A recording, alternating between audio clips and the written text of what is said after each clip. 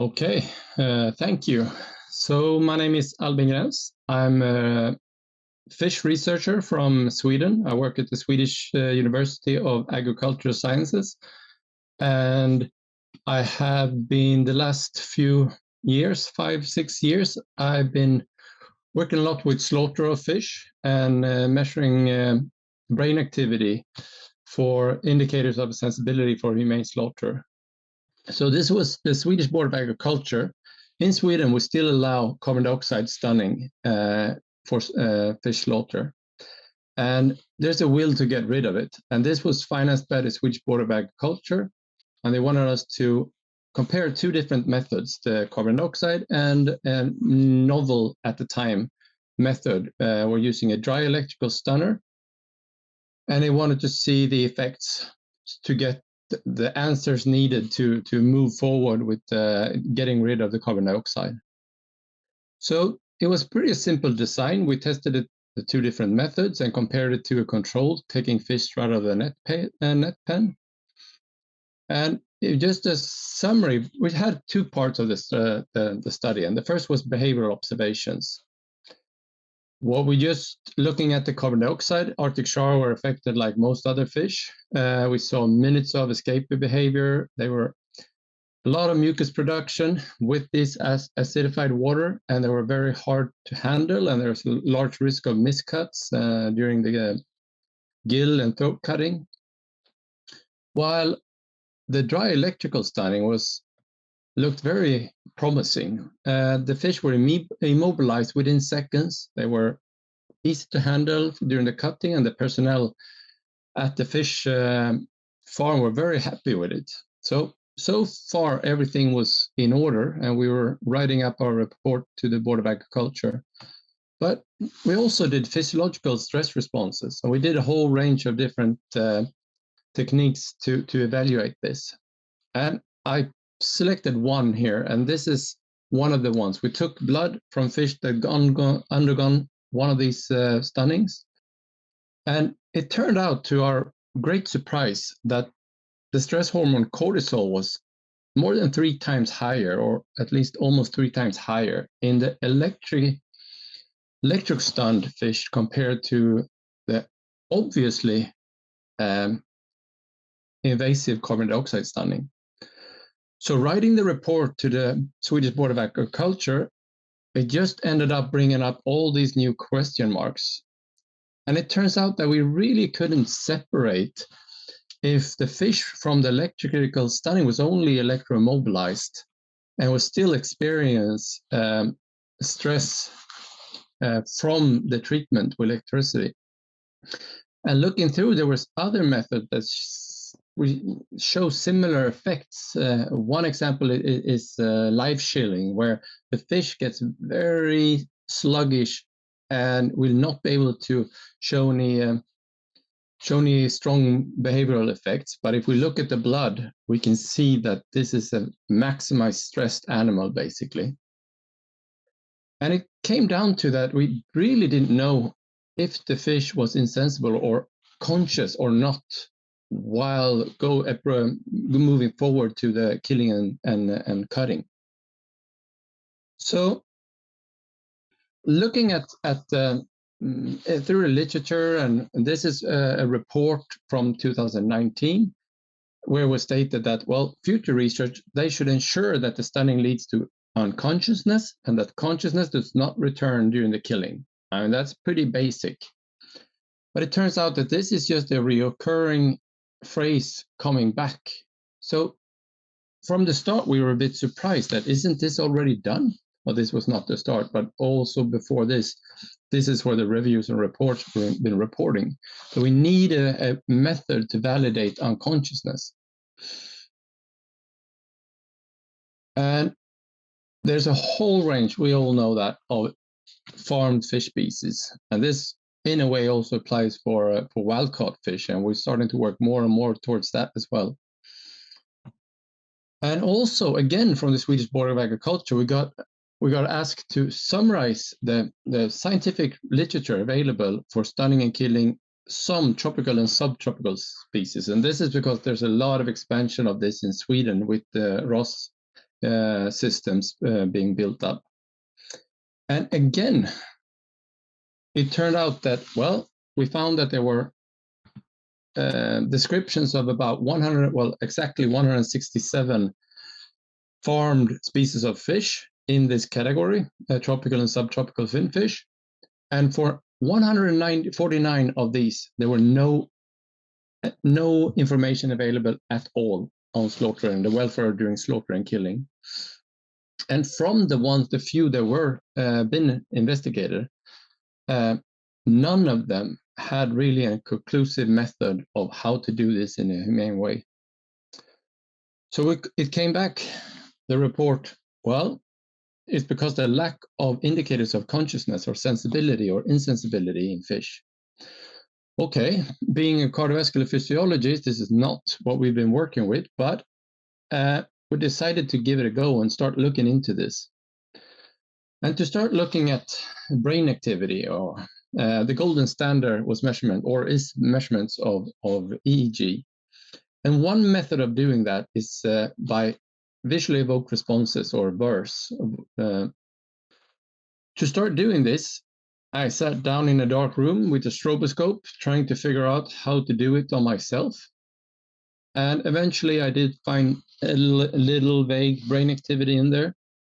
And so the next step was applying this method, and it's been reported before. They started with it in the 90s. A few studies done, but it's a method that's been used before to how to do this for a fish.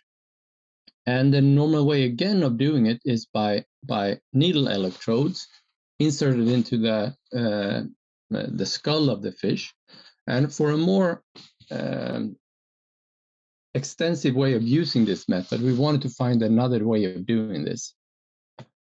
So what we did after about 100 molds and trials, we came up with a system where a small silicone hat sucked on to the head of the fish. This time, this example is a rainbow trout, because that's the species that we started working with.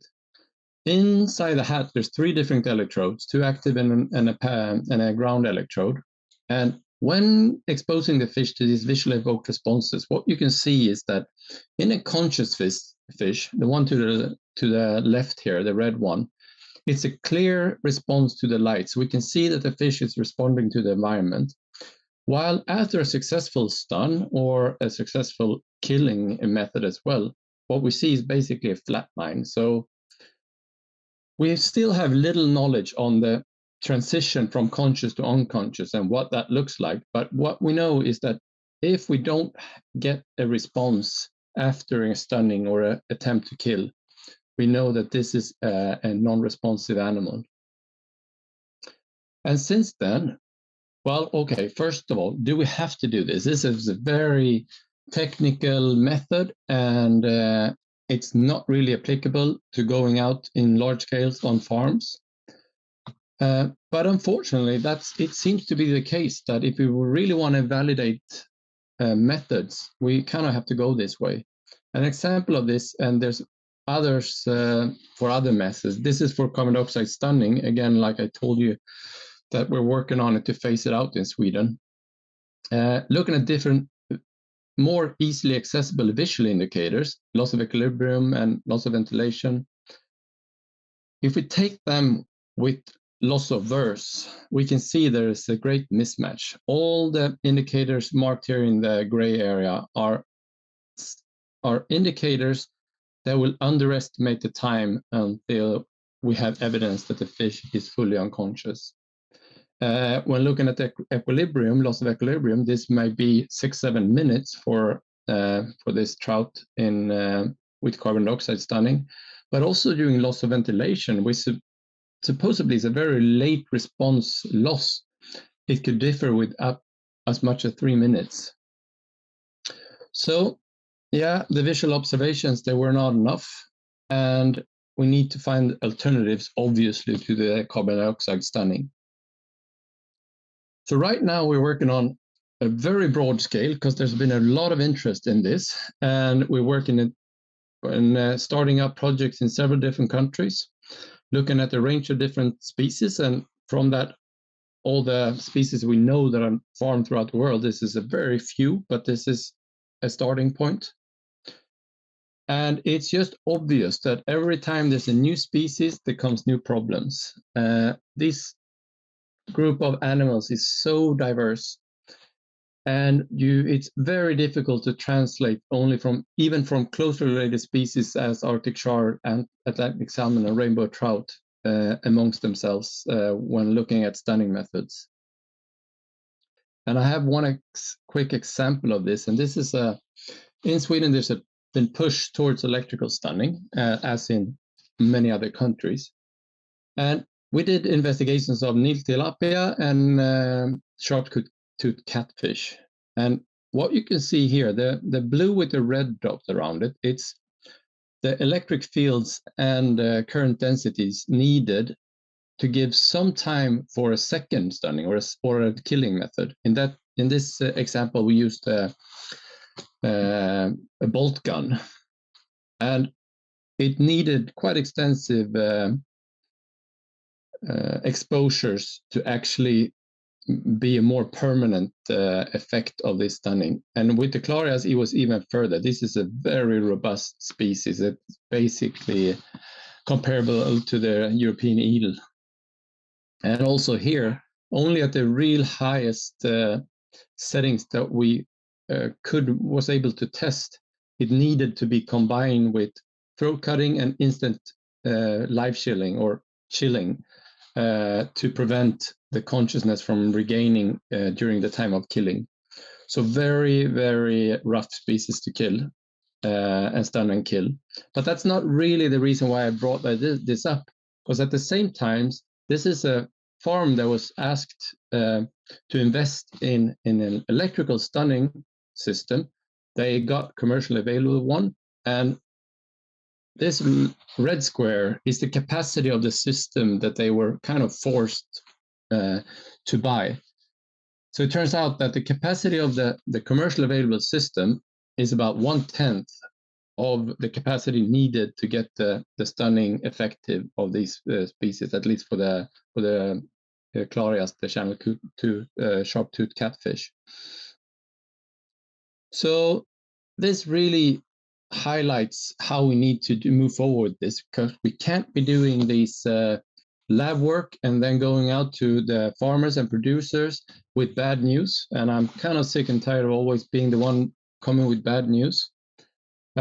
So now we work much more closely together with the industry. So, and then the industry here is fish farmers that are willing to look into the methods of killing and stunning and killing. And only 10 years ago, they were even also in Sweden and Europe quite difficult to find. But over these last years, something has really happened, and there's a very open mind towards working with us. And I have several farms in the Nordic region now, basically asking us to come and evaluate systems that they have already purchased or are planning to purchase. So the second part of this collaboration with industry is also the manufacturer of these stunning devices.